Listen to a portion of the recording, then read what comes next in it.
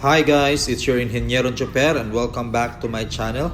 So it's the time of the year, the annual registration ng MG5 ko.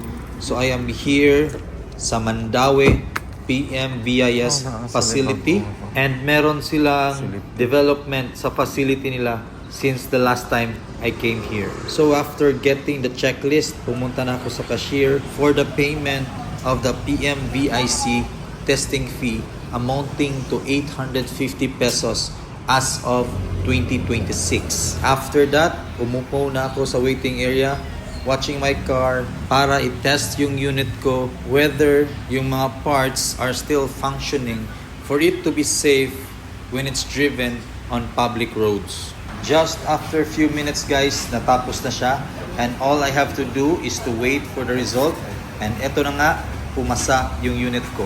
Now it's time to do the next step of this registration process. Kaya pumunta ko sa pinakamalapit na Cebuana Luilier para sa CTPL or the Compulsory Third Party Liability Insurance. Isa sila sa nag-o-offer ng affordable insurances and I only got mine for only 610 pesos. Now it's the last part of this registration process, the payment. This is very convenient guys kasi nga online na siya. Lahat ng ginawa ko from PMVIS to CTPL, all the documents needed are uploaded in this LTMS portal ng LTO. All you gotta do is to choose your preferred payment method. For my unit, since it is medium car, 3,600 yung registration fee. Additional charges like convenience fee, which is very affordable and saves a lot of time rather than lining up dun sa actual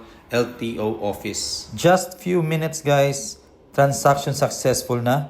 So nag-screenshot lang ako for proof and eto yung total na nabayaran ko. It's 3,797.60 pesos. Ganun lang kadali guys, hassle-free. Let's double check and see kung registered na ba talaga yung unit ko for another year.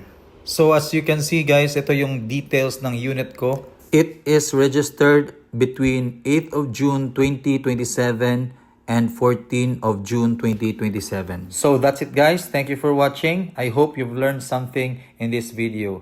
Next time, I'll update you about my unit. God bless, stay safe, drive safe.